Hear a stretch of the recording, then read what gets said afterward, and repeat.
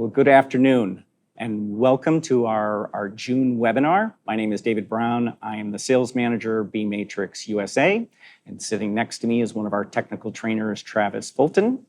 Very, very happy to have everyone here today, and thank you for all who pre-submitted questions. We've got about 9 topics that we've grouped together to cover. But for those of you that want to add questions during the webinar, please check the Q&A button in the chat. Please look to submit those there. We'll get to as many of those questions as we possibly can during the webinar, and we'll circle back afterwards if there's any that we can't get to. So first off, Travis, I wonder if you could share with everyone just a couple of fun factoids about yourself and how you got into this world. Absolutely. Thanks for the intro, Dave. I'm excited to be here. So I've been with beMatrix since 2019. I started out as a welder. It was actually my first welding job out of college. And since then, I've gone on to kind of work in several different aspects of our production facility. Worked for a while as the production supervisor, warehouse supervisor, inventory and planning supervisor. So it gave me a lot of opportunity to learn everything I could about beMatrix. And then when the technical trainer position opened up, it put me in a good spot to kind of take over that role next. Yeah, I think definitely is, quite frankly, as we've been preparing for this and talking this morning, I didn't realize all of the positions that you had done through our production, our manufacturing system. So I think it makes perfect sense to me that all of your experience really was a great fit for this position. So let's dive into a few of the topics that we've got. So the first sequence that we're going to talk about is our new lead skin offering, our new 2.5 and 1.5 lead skin or LED skin offering. So Travis, maybe if you could give us a little overview, a little walkthrough, help answer some of the questions that have come up, and then I'll ping a few in along the way. Absolutely. I'm going to start with our new updated 2.5 pixel pitch lead skin that's powered by InfraLED. So we've made a few updates to the design. It's not drastically different than from the older version, but there's a few key differences that I think really they make a big difference visually. A lot of that being there's better viewing angles. We moved from a single diode SMD to a 2-in-1, 2 diodes in 1 IMD LED chip. And it makes for better color reproduction, better light specs overall, better viewing angles. We've added glue on the edge of the LED for just better durability overall, so a little better handling. It takes about 4 times more force to damage one of the chips or damage one of the LEDs on the newer version versus the older model. So from a durability standpoint, you've got the durability in the IMD or the 2-in-1 as compared to SMD? Correct. Okay. Are there other areas or features that you would say have increased the durability? Yeah, one of the bigger changes that we've made is also in our packaging. I don't have any slides that showcase it, but our packaging, our lead skin flight case, we've removed the foam inserts and kind of changed the entry angle of the LED, and it actually protects the lead skin a lot better in transit. A couple other key changes to the 2.5s, just new and improved locks, help to finely position the lead skin together. The newer lock mechanism is designed so that it doesn't leave the 62 millimeter frame, whereas the old version did. So if I deduce a little of what you've said, I've got improvements in the diodes, the imaging technology. There's been adjustments to the frame, locking mechanisms, as well as the flight case. So there's 3 elements those that are have improved? 3 major ones, yeah. Okay.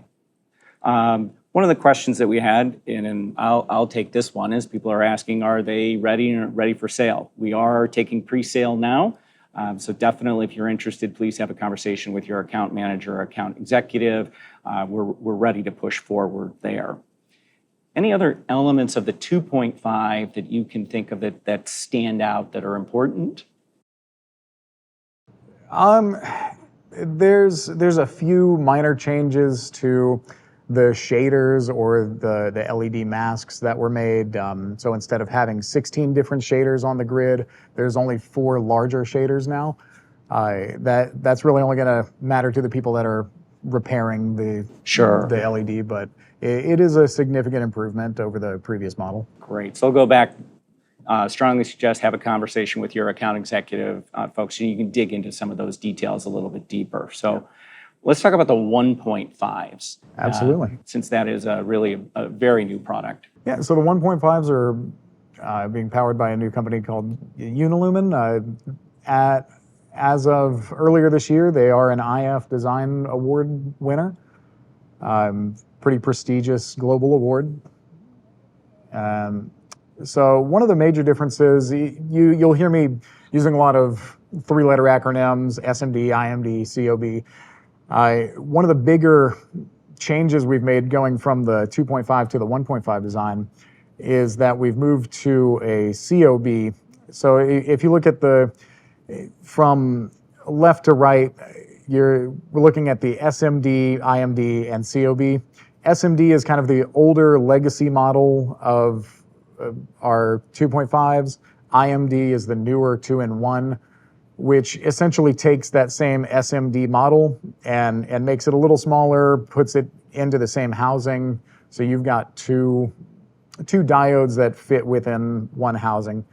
And then moving to the COB, you'd see it a little clearer from this slide here. In the lower right corner, there are multiple layers of protection for the LED. The LED diodes are mounted directly to the PCB layer. So what that allows for is a lot better,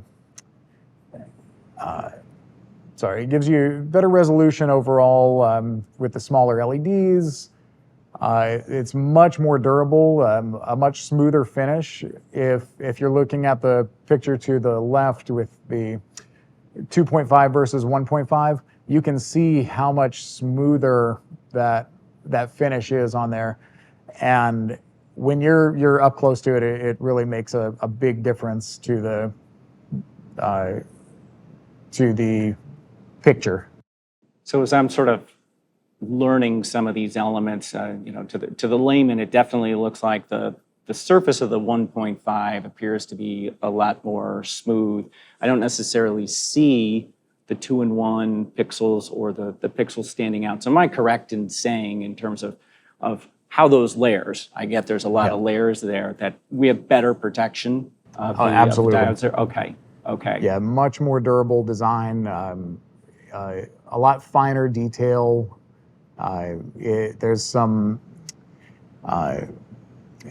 the anti-glare layer that's built into there almost makes it, when it's turned on, almost makes it look like a TV rather than a LED wall. And I know some of the response that we got at Exhibitor Live, where we had the 1.5s, where there were people that actually thought that was another product of ours that we'll talk about a little bit, BTV, just because based off of the sizing and the resolution quality. And yes, I was one of those people. Had to actually be told. So I was quite impressed with what the product is there. Yeah, if you're in an application where people are needing to get up close to the LED skin, I think the 1.5 is going to be kind of the preferred way to go. So it's much smoother finish. Not quite as bright as the 2.5s, but because of that being a little bit closer to it, you wouldn't want it to be as bright as the 2.5s. So does that mean the quality of the resolution, the viewing distance where I'm at, I really don't need it to be as bright? Absolutely. Okay, so I shouldn't be worried about any comment of the 1.5s not being as bright. It's no, and a good way to look at best case scenario use cases for whether to use the 2.5 or the 1.5 is going to be the viewing distance from the LED. So say, good way to remember, if you're 2.5 meters or more from the product, you'd use the 2.5. If you're 1.5 meters or closer to the product, you'd use the 1.5. Gotcha. So you mentioned viewing angle. So are there improvements in the 2.5 and 1.5 when it comes to the viewing angle? And if so, could you kind of help me understand that a little bit more? Yeah, absolutely. The color reproduction at all angles is significantly improved when looking at the legacy 2.5 versus the new 2.5 and the 1.5. So the advertised viewing angle for the 1.5s and 2.5s is 170 degrees. So you can be almost flat with it and still be able to see a pretty decent picture. So I walk into someone's exhibit, I'm looking at it dead on versus I'm coming off down an aisleway. Yeah, you I'm can be as looking at it little from as 10 degrees off from flat. and I'm going to have a similar viewing experience. Yeah, it will be. It's never going to be perfectly Sure. just as you're Sure. looking at it head on, but it is significantly improved over the previous model. Awesome. Great. All right, we've covered all of the questions that we had relative to the 2.5s and 1.5. So I want to move on to the next topic that came up that we had a number of questions on, and that's BTV. So we have questions that are ranging from application of when and where to use BTV, as well as understanding the construction, transportation, how it mounts. So it's really kind of open-ended questions that came relative to BTV. So if you could help us walk through, that'd be great. Sure. So BTV is going to be a perfect solution for whether you need dynamic signage for wayfinding, if you need a monitor in a meeting room for broadcasting presentations. Certain cases where you might use LED, you very easily could use the BTV. Some of the nicer features of the BTV that might make it more attractive than, say, using LED is it's built into a custom frame that fits perfectly within our B62 matrix. It connects with all of the same connectors you'd use for your standard frame-to-frame connections. It's an extremely versatile piece. As you saw on the previous slide, it can be mounted in horizontal or vertical position with no issues. I wouldn't recommend using it as a ceiling panel. Okay. But when it's straight up and down flat, you could use it vertically or horizontally. Would that have more to do with just how monitors are manufactured, that it's really not not good to leave them in horizontal positions? That's a big part of it. The suggestion from the manufacturer was to never lay this monitor down on its side or on its face or back for extended periods. And also the way that it mounts to the frame, it's not designed to be mounted in that way as a ceiling or a floor. Gotcha. So, when I look at that drawing, what jumps out at me is we're not hanging a monitor off a wall. We're integrating a monitor into the structure. It stands off from the frame. Once you've got it finished, you have your graphics on the two side wing panels. It stands off from the frame just a few millimeters. So it is a much more flush way of mounting a monitor than the previous monitor mount brackets or bolting it to a piece of plywood that's attached to the frame. Sure. So if you're wanting to integrate a screen almost completely flush with your design, the BTV is the way to go. It's a great way to keep it flush versus hanging off, cantilevering, and you've got that gap that's going to be behind it, as well as graphic issues of where you're cutting your holes to run your wires and through. One of the things that you mentioned was non-glare. So if I think about the lead skin conversation, does the non-glare does that also help from my viewing angle? Does that help from a viewing angle perspective as well? Yeah, and it's less in the color reproduction and more in that you're not having spotlights glaring off of the screen while you're trying to view it from different angles. So no matter where you're standing, especially if you're using it as dynamic signage, you're not interrupting your design with reflections. So if someone has a breakout room and they've built a sponsorship structure that has BTV, the windows are open. I don't really have to worry about the sunlight coming in and glaring off the BTV. Absolutely. Is that correct? Yeah, that'd be a perfect case scenario for it. Okay, perfect. Perfect. One of the questions that came up was transportation as to how does a customer transport BTV? So whether you're buying 1, 2, 3, or 4 of these TVs at a time, we provide a case that will fit up to 4 TVs within the cost of the BTV package, as it were. And the case is custom made to perfectly fit these TVs for safe transport. There's a large lid that kind of goes over top of it, protects them really well. And there's some jigs inside to help keep them from shifting in transit. Gotcha. So one of the questions that we had was, will the BTV monitor and frame, do those ship separately? Do they stay mounted together? Do they ship in the flight case together? Could you kind of help us understand that? Essentially, once they're mounted, you want to leave them mounted to the frames permanently. Okay. We mount them in-house, and then we'll load them in the flight cases before they're shipped to you. Gotcha. So there's a level of convenience. It comes in its flight case. You're pulling the frame out, building it into regular beMatrix structure. Yeah. And size-wise, it's the exact same footprint as one of our 992 by 1984 or 3 foot by 6 foot frames. Gotcha. A standard frame size. We had a couple of different questions about use cases. So we've got trade show. I mentioned breakout rooms. Are there other use cases that come to mind for you of where the product could be used? Like I said, dynamic signage is a big one. Wayfinding signage, if you want something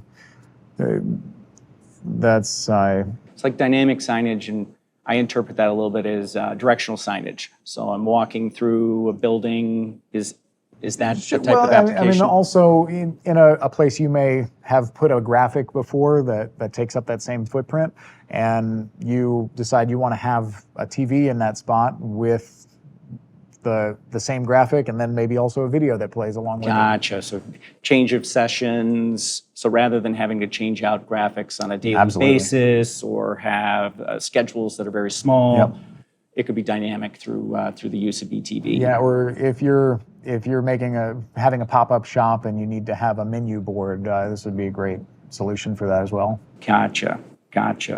Wonderful. Okay. I think that's everything we've covered relative to BTV, so I'm going to keep moving. A product that I'm happy to see we got a number of questions about, and I think it might be driven by the fact of the season that we're in, that we're kind of coming into the summer season and outdoor festival, is the undercover product. So customers asking about what is undercover, what's the secret sauce, how can I go about converting any of my existing inventory into undercover? So can you give us a little bit of a high-level look at the undercover product? Absolutely. Undercover is essentially our way of allowing you to take your standard beMatrix frames outside. It's all based around the B62 matrix. For the most part, I'd say 90% of the frames, connectors, things like that are standard, and that other 10% is specific to the undercover. So it would be very simple if you had an inventory of frames already. Here, let's go to the kind of skeleton of it.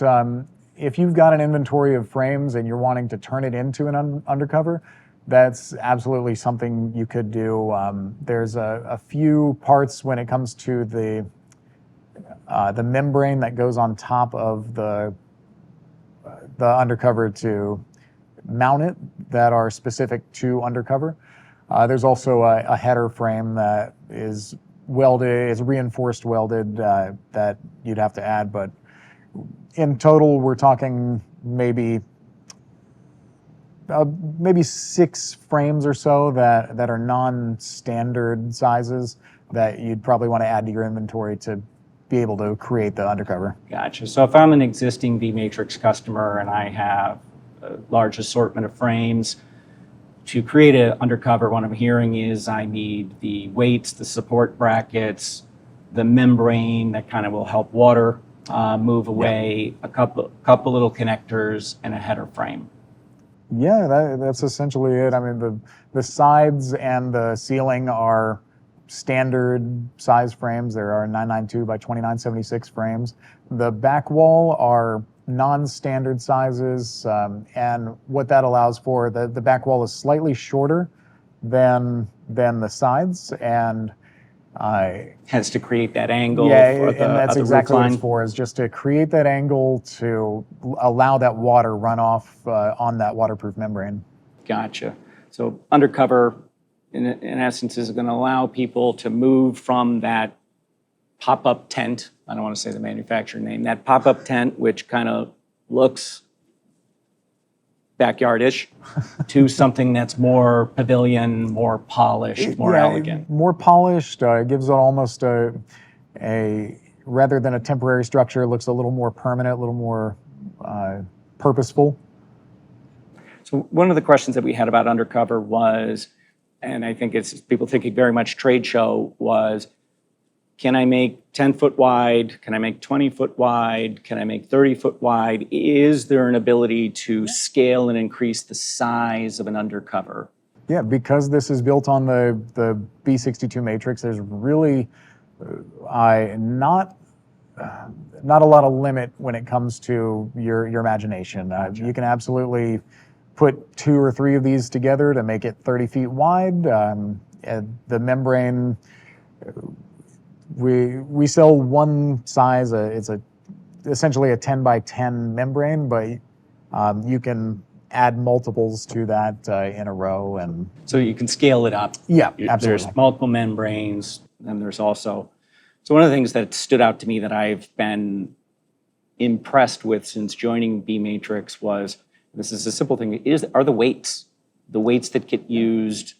At first I became aware of them through undercover, but how often they're used in other projects. So I think for those of you that are looking at, there's opportunities where you need to weight a structure down, whether it's being used indoors or outdoors. The weighting system, it's simple, it's clean. I think it's rather elegant. You don't have to worry about the big sandbags, what have you. yeah. And if we look back at this slide here, there's 2 brackets that are built or made specifically for holding these weights into the frames. Each one of those weights that you're looking at is about 40 pounds, 18 kilograms. And so it's a really easy way to add 160 pounds of stability to your build, especially if you're in a situation where you're outside and it's windy. Even outside of the undercover, if you were wanting to add this to a standard build, it helps eliminate some of the need for base plates and kind of taking up that extra footprint around the frame. So it is a really nice product overall. It's just, even outside of the undercover, just super useful to have those weights and brackets. It's almost like the weights are their own little product, just happen to be highlighted and featured within undercover. Yeah, absolutely. Excellent. All right, let's keep moving forward here. The next area that came up, again, sort of a general, is doors. beMatrix offers many different door options. There's a myriad of them to understand.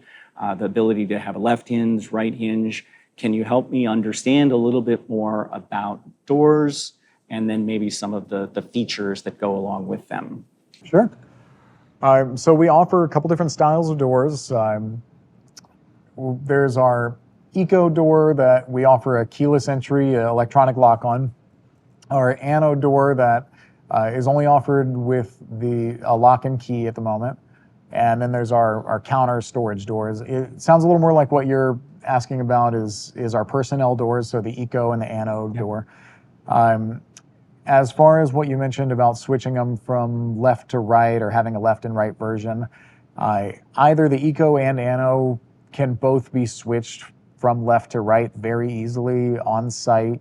If you ever need to turn a door around because it just doesn't work with the way the booth is, it's extremely easy. Takes about 10 to 15 minutes for an ano door, maybe about 5 to 10 minutes for an eco door.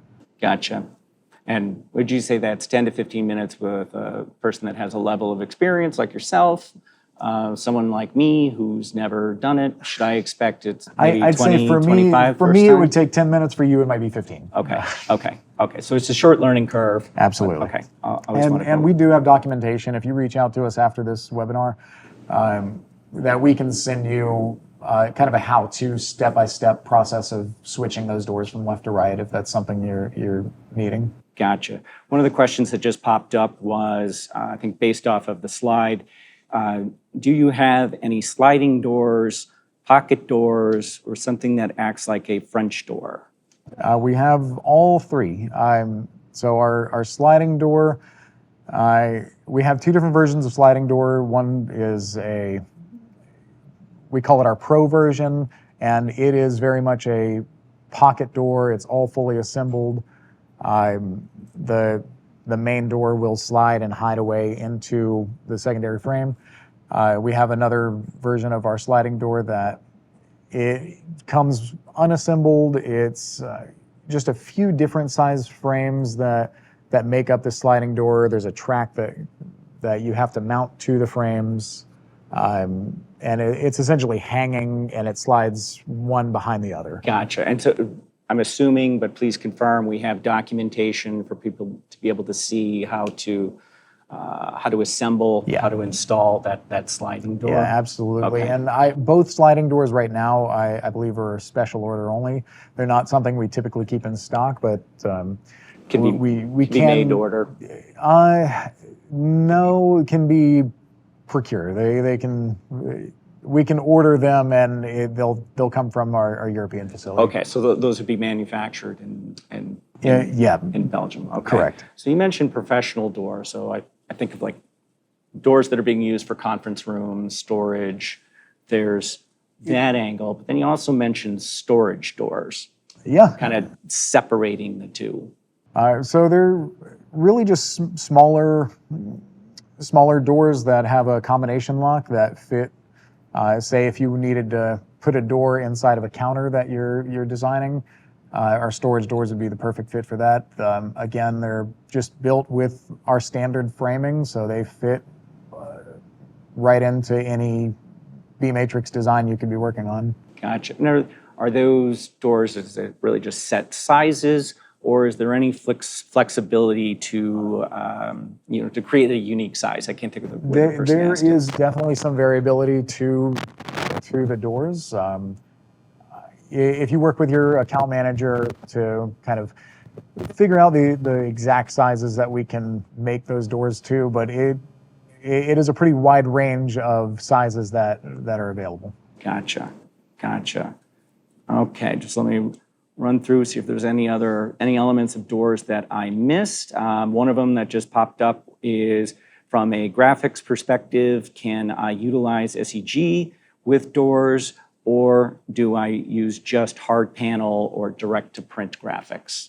All of our doors have a SEG channel built directly in. If you work with your graphics partner to just let them know exactly your needs for that door, they absolutely can accept SEG graphic. Yep, wonderful. All right, so let's move on to the next topic, and this is one we sort of built together, kind of nested a few things. So I'm going to give it an overview of connectors, but a number of the questions are around different connection tools, frame to frame, door to frame, elements that connect frames on the ground. So I'm just going to kind of give the general connector if you could talk a little Sure. bit deeper about connectors. Here, I'll jump ahead here. So yeah, we offer several different connectors that help go from frame to frame in 180 degree,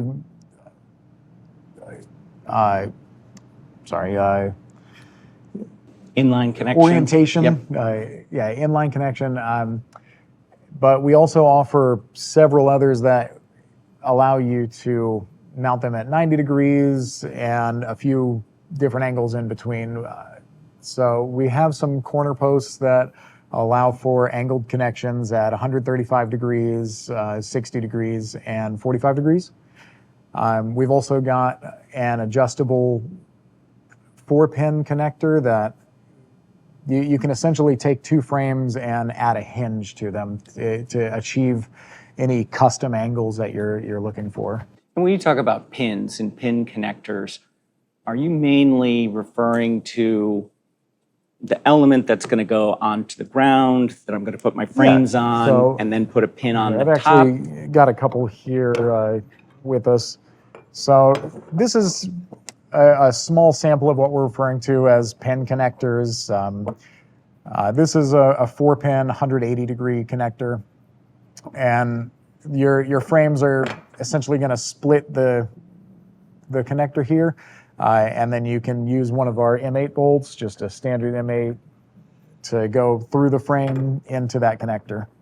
And I talked a little about the adjustable 4-pin also already. And like I said, it allows you to just add a hinge that you can take that connection from 180 degrees to 0 degrees, essentially. You just have 2 frames side by side if that's what you needed. Gotcha. So there's a couple of different flexible type connectors or pins. Absolutely. If I'm saying that correct. Yeah. Okay. Probably something else to talk to your account executive or your account manager about if there's elements that someone does not know. Yeah, there are a lot more products that we offer than I could fit on this table today. But Sure. your account manager is going to be super knowledgeable. If there's any specific questions that they're not able to answer, typically they'll reach out to me, and we'll definitely figure out what's going to work best for your situation. Gotcha. So a question that we received multiple ways, all sort of consolidated together, is a lot of interest in the new fast clamp, but then people asking for a comparison between the existing toolless connector and the fast clamp connector. Sure. So I've actually brought a couple of those with me today. So a couple highlights of the fast clamp is that it can be used with one hand, where the old style connector, you have to use 2 to unscrew it. One of the kind of pitfalls of the older style is that you've got to remove the cap completely to be able to slide it in. And then tighten that down again with both hands. Now, the new fast clamp, I'm able to push this button on the end here, slide it through, release the button, and then I can tighten it down. And you can see just how much quicker that was. Sure. And in studies we've done, we've shown that it's roughly 40% quicker than doing the standard dog bone connection, whatever. It's kind of interesting, just as you were doing that, putting in the first toolless connector, my standard inclination was to help stabilize the frames because suddenly your hands weren't touching the frames. Right. So definitely one of the attributes is the ability, you're holding one of the frames and able to bring the toolless connector or the fast clamp through. Yeah, and super simple. I mean, it really simplifies that process of joining 2 frames together. Yep. Makes it so much quicker and just as strong of a connection, if not a little bit stronger. Yep. One of the questions that we had was, my account executive told me that I could keep the fast clamp connector in the frame for transportation. Is that true? Absolutely. Yes. So unassemble the frames, and you wouldn't even have to pull it all the way out. We can leave it to about there, and you can ship it just like this. Say you've got multiple fast clamps all around the perimeter of this frame, you'd have no problem shipping that. You get it to site, line your frames up, and just push it back into place. Yep. There's a built-in efficiency there of frames. The fast clamp is sitting within the frame. It arrives on site, screw it together, take it apart, leave it into the crate, back to the shop. And it could also help with inventory management. If you have a set number of frames that you leave a set number of fast clamps in, you know you've always got that many connectors with that many frames. Another thing that helps with the inventory management is you're not having to remove this cap completely, Sure. losing this piece on the show site. This unscrews about halfway, push it into the frame, tighten that back up, and that never comes off. So there's a definite cost savings of the loss factor of, I have 50 of those, I can't find the caps. I don't really have to worry about that. Exactly. The next question, or a question that just popped up, is do you sell them in packs of 10 like the existing toolless connector? Yes. Okay.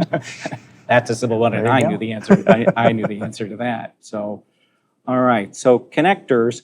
Another question that came up was someone wanted to dive into the difference between a D30 connector and a D6 connector. Can you explain the difference between them and give me some examples of D30 versus a D6 connector being used? When you're hearing that term D30, D6, really all that's referring to is the diameter of the hole that's being used with that connector. So if you look at our frames, we have the large holes down the sides, and those are 30 millimeter holes, and that's where that D30 nomenclature comes from. Same with the D6. There's a few profiles that we have that have 6 or 8 millimeter holes milled in them, and typically you'd use a 6 millimeter or M6 bolt to hold that profile in place. So does that mean, and I've just learned something, the M8, the 8 stands for the diameter of the hole that it's screwing into? Yeah, so it's roughly an 8 millimeter hole is what that M8 bolt's going to be used for. Okay, interesting. Huh. I've learned something today. Thank you. All right, so let me slide through, see if there's any other connector questions that came up. I think we're good. I don't see any additional popping up. The next topic that we have is light boxes, asking about the array of light boxes that are available, elements of lighting within, connection of the individual lights, and at 124D, am I able to purchase now? So there's a variety of questions there. Absolutely. So what I've got up on the screen now, just a small showcase of the 3 different light box sizes that we offer. And sizes meaning the depth of the frame? Depth, yeah. Okay. Yeah, so in that previous picture, it's showing you just a little sample of what each one looks like when it's lit up. But to dive a little bit more into kind of the skeleton of each of the light boxes, we've got our 62S, 124D, and 186D light boxes. The number refers to the depth, so 62 millimeters deep, 124, 124, 186, 186 millimeters. The S versus the D. S stands for single-sided, so the single-sided 62S light box, you're only going to have a lighted graphic on one side, and the back side you'd use a hard panel, or it would be on the back of your display. It'd be hidden. The 124D and 186D are double-sided, so they can just as easily be lit from either side. You can use them as single-sided if your design calls for that.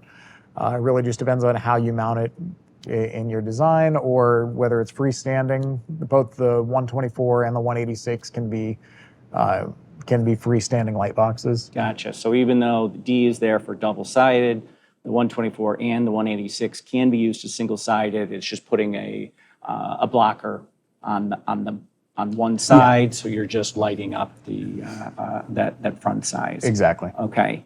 Next question that we had was, of the 3 light boxes profiles that you have, which of them can be freestanding and which of them need to be built in into a beMatrix structure? Sure. So I think I touched on it a little bit already, but the 124 and the 186 can be freestanding. You can add base plates to the bottom of them, and you'd have no problem putting those up just by themselves. The 62S does need to be built within a frame structure. It doesn't have any mounting holes to add a base plate. It doesn't have really the structural rigidity to be able to be freestanding. So it has to be built within the frames, but 124 and 186 can both be freestanding. Gotcha. One of the questions that popped up was relative to the lighting connection, the individual lighting strips themselves of how they're connecting. Is it a male-female connection? Is it a universal connection?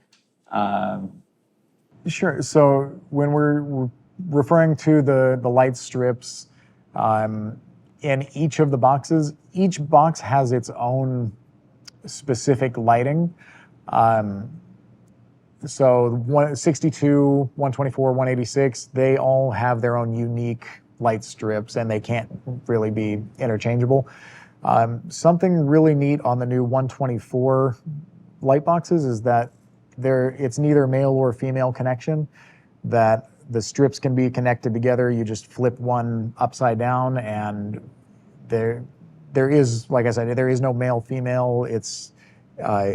It is able to just run that current through. Gotcha. So for daisy chaining the lights together, I don't have to worry about the sequence of Makes how it extremely they've been laid simple, into yeah. the framework. Yep. Okay, wonderful.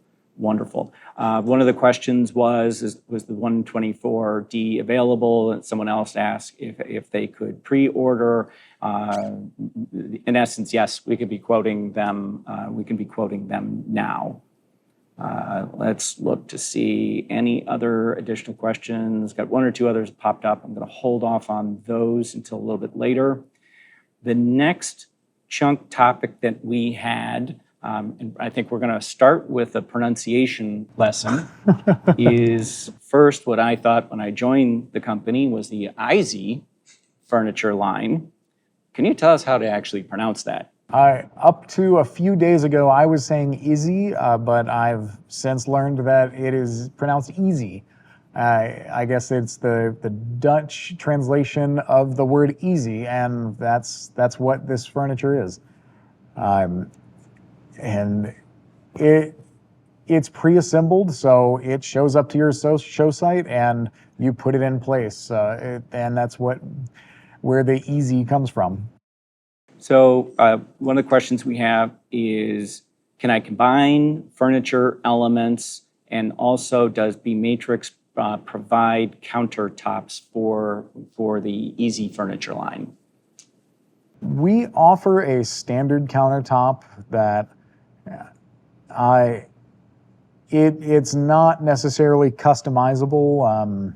It covers the main counter, the Easy bar, and if you're looking to add to that, if you want to extend the bar out, I would still suggest having a custom countertop made for that. But to answer your first question, yeah, it's completely customizable. If you look at the pictures we've got here on the screen, there's a few different options we offer to add to the Easy bar. You're able to combine multiple Easy bars together, and they have that built-in storage door that we were referring to earlier, and those doors are removable if you just needed shelving on that counter. The Easy range also connects seamlessly to our framing system. So I can connect it to a wall. So if I'm building a conference room, a demo station, I can connect elements directly to our framework. Yeah, and on the Easy furniture, it has M6 holes already milled in for connections from Easy to standard frames. Okay, so it's kind of the product is pre-thought out, yet it can be integrated into other elements of the design when people are working Absolutely. on it. Okay. And the slide that we have up on screen, are there more elements to the Easy Furniture line than what's shown on this slide? There are two more that I haven't shown here. One is a table that essentially functions like the table we're sitting at here, that it's just a flat top and then And a leg? comes down on the side, yeah. Gotcha. So I've got an L. Yeah, and there's another one that it is a table that's meant to mount to the wall of a structure. Okay. And it's just essentially a wall-mounted table. Sure. So does that mean in essence, we're sitting at the unit that has the storage doors on it, that I can clamp it to the front to be able to create a little countertop, a little workspace? We do offer a riser for the bar.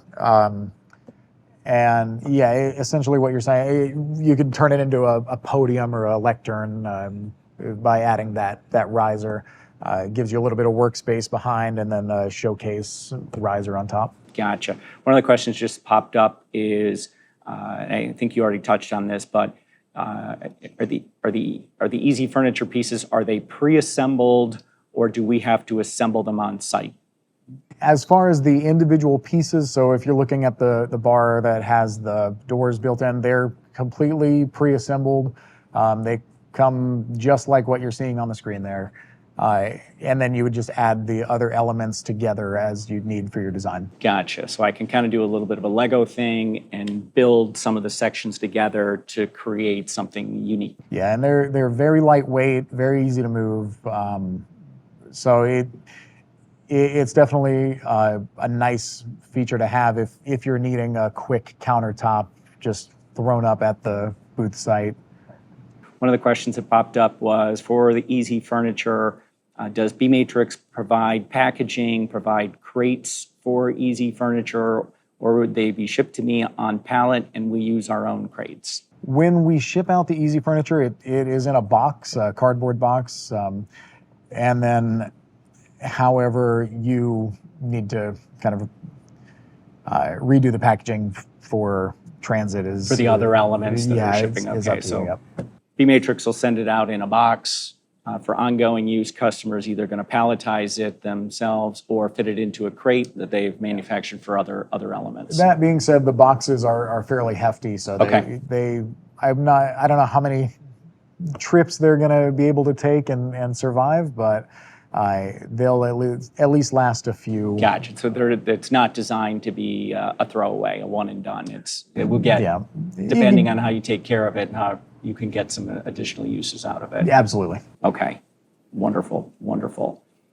The next topic that came up was really relative, I think, to a trend in the industry right now, which is a number of the GCs asking for engineering stamps for hanging signs. So the questions were coming in relative to rigging and the elements that beMatrix supplies to support rigging, and implied, I think, is utilizing beMatrix framework for hanging signs. So maybe we could talk a little bit about the rigging components and process. Yeah, absolutely. So our frames, we've developed a rigging bolt that is meant to work just completely compatible with our frames. It works just like any of our other connectors. It's got an M8 bolt. There's a rigging eye bolt, and then just this disc that kind of fit onto the frame, help keep it in place. Each one of these rigging points, when you're hanging frames, we recommend about 220 pounds max per rigging point. Gotcha. And so I know one of a work product that beMatrix worked on through earlier in the year with one of the general contractors was taking all the various elements, cables, the bolts, all of the elements to be able to point out how the beMatrix element was designed to be used within the rigging process. So it's a it's a helpful document, but it's nothing anyone should rely on as a quote-unquote engineering stamp, correct? Yeah, and like you said, a lot of shows are requiring that engineering stamp for any sort of rigging now. So, you certainly shouldn't rely completely on that document, but it is a good It's a helpful guide. aid. But when in doubt, customers should be reading the show rules, regulations, and addressing what's being asked for that show. Absolutely. Our safety document could be of help, but that's all. Yeah, like I said, it's just a guide to show you how to use our rigging, but you should still look for reach out for that stamp, that engineering stamp of approval for your specific design. Gotcha. Okay, I'm going to keep moving forward here. Just had one easy furniture question that popped up since we're just there. I'll ask you now: is how tall are the easy cabinets?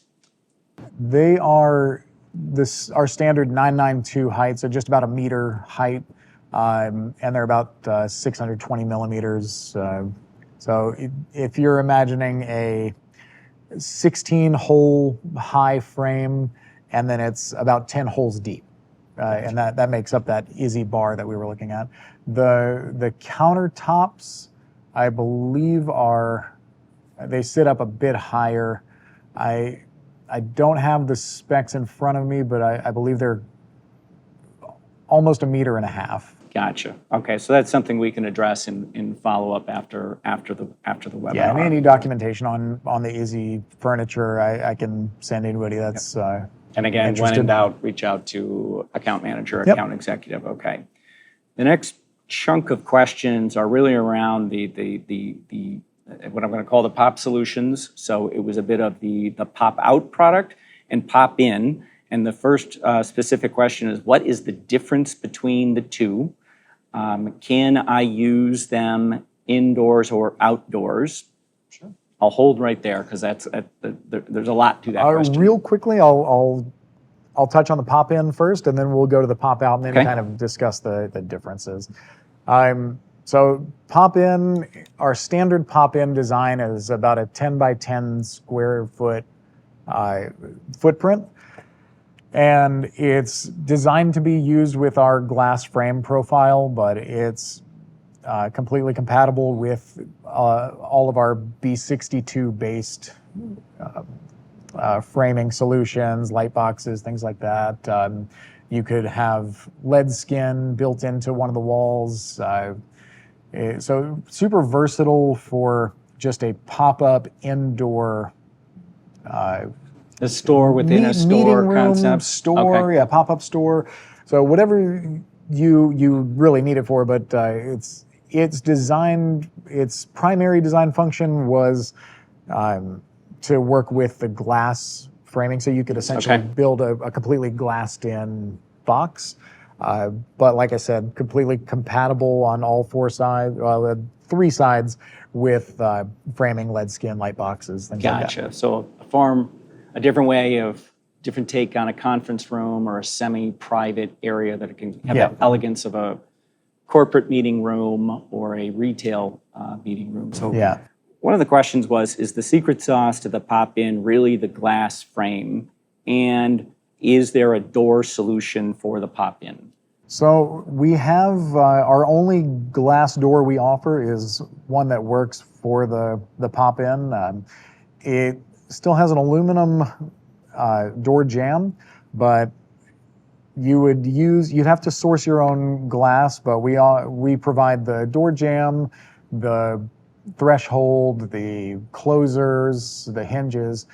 We provide all the parts to build that door, but except for the glass. Except for the glass. And the logic behind that really is, rather than shipping glass around the country, look to get it in your local market and not have to pay for that weight to move around, correct? Yeah, absolutely.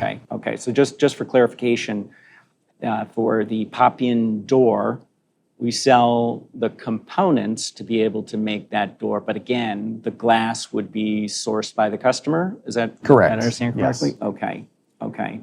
One of the questions for pop-in was, can I do a ceiling for the pop-in, and can it be done with fabric that allows water to come through? So I think probably you're going to two-in-one It answer. all is going to depend on the fire code for where you're building. So definitely check with the show site what their fire codes are. If you're allowed to have a covered ceiling inside without any fire suppression system. In any case, you can put SEG fabric on the ceiling. The ceiling's designed to be just our standard frames turned on their side. Gotcha. So the ceiling would be standard beMatrix Correct. frames. Yeah. They have an SEG channel, so you'd have no problem putting fabric in there if that's what you're looking to do. Gotcha. Great, great. All right. So now let's lead into that next of the comparison for the pop out. Sure. So in a lot of the same kind of ideas that went into the pop-in as far as making it a pop-up shop, it's taking that idea and moving it outside. So turning it into a large waterproof structure, still utilizing a lot of the same similar glass profile. It does have its own unique glass profile that holds the glass in place.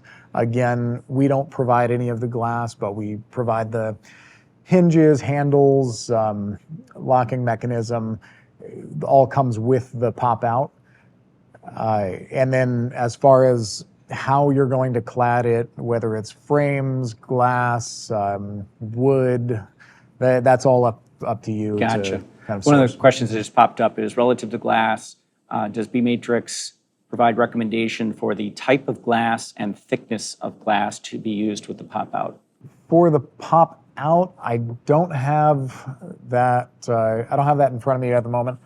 I'd have to look that up. For the pop in, we recommend about 10 millimeter 10 glass. millimeter. Yeah. Okay. You think, is it logical to say there's probably a similar recommendation with I the don't pop out? know. Just with it being outside, a little bit more wind. I don't remember exactly what it was spec'd for. Gotcha.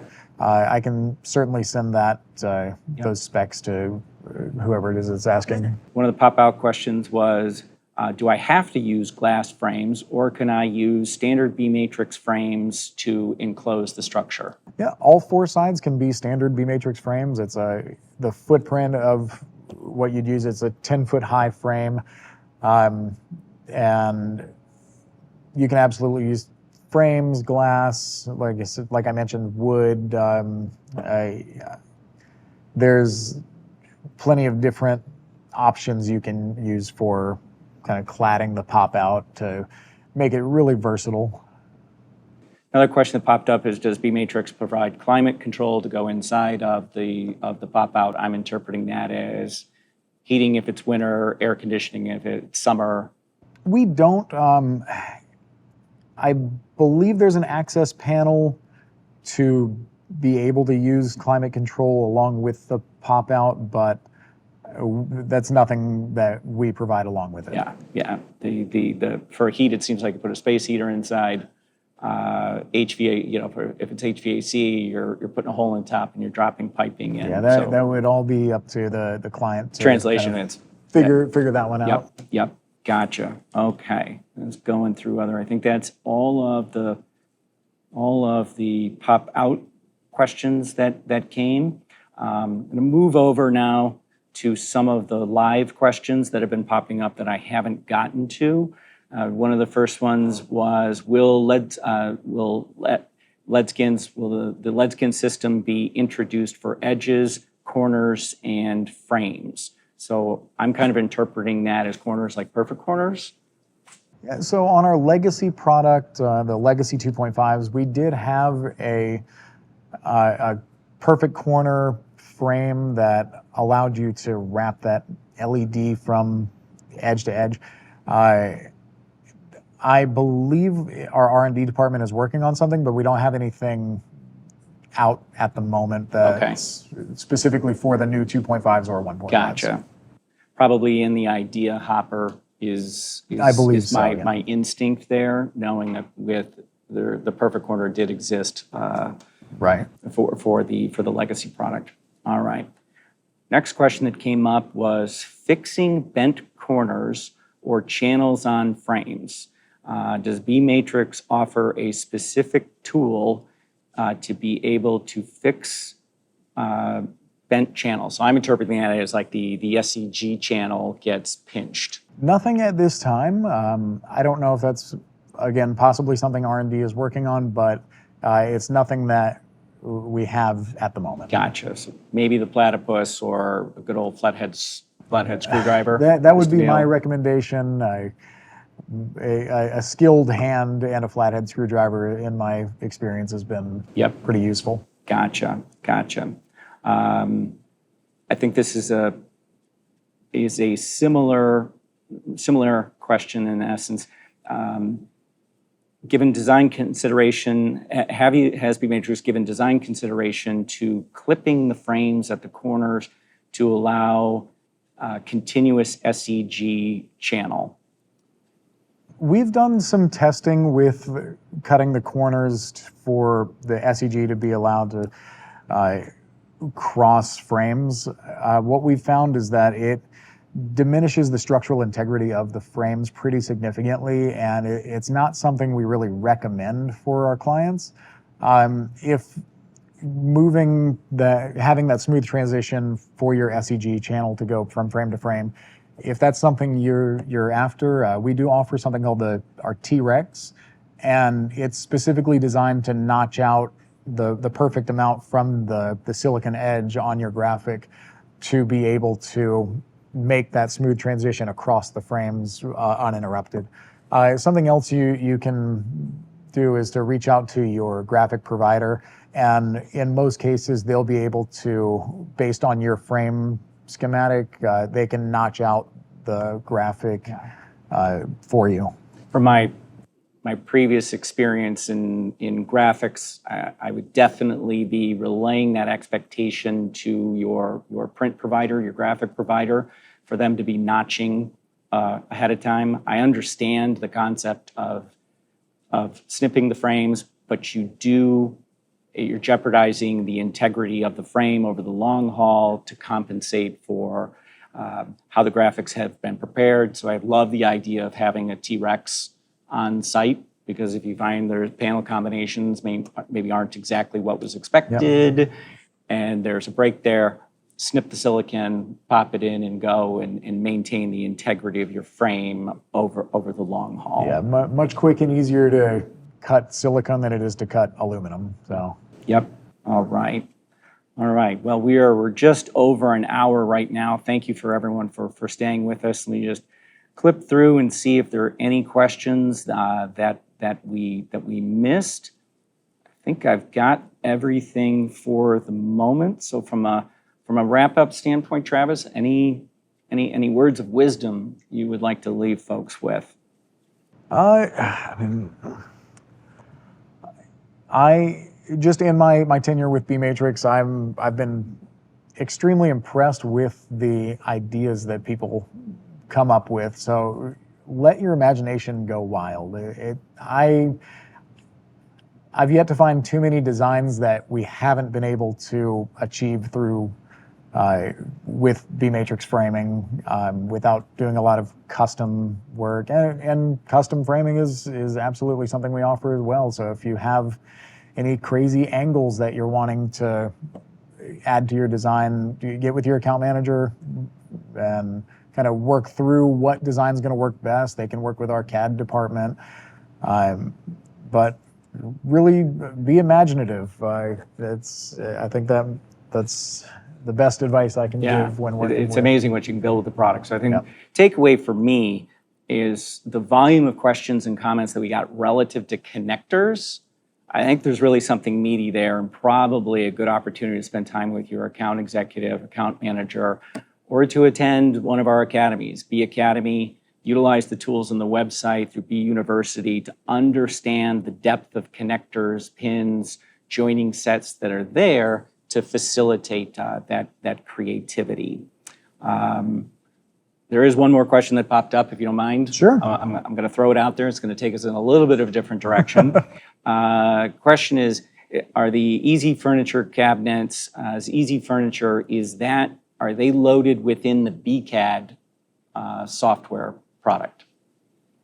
I would have to double check. The last time I was on BCAD, I believe the Easy Range is on there, but I'm not 100% sure on that. So I'd have to double check and get back to you. I'm 99.999% sure that they are. Yeah. But BCAD, wonderful product. I think that's a whole topic that we've done webinars on and can do another webinar on. So I'm gonna leave it there for the moment. I'd like to thank you for your time, your dedication to the company. I mean, you're a good egg, Charlie Brown. Everybody, want to thank you very much. We'll be doing webinars again real soon. Look forward to seeing some of you at B Academy. There's still some spots open. If some of you want to register and join, love to see you there. Thank you all very, very much for your time. Have a wonderful day. Cheers.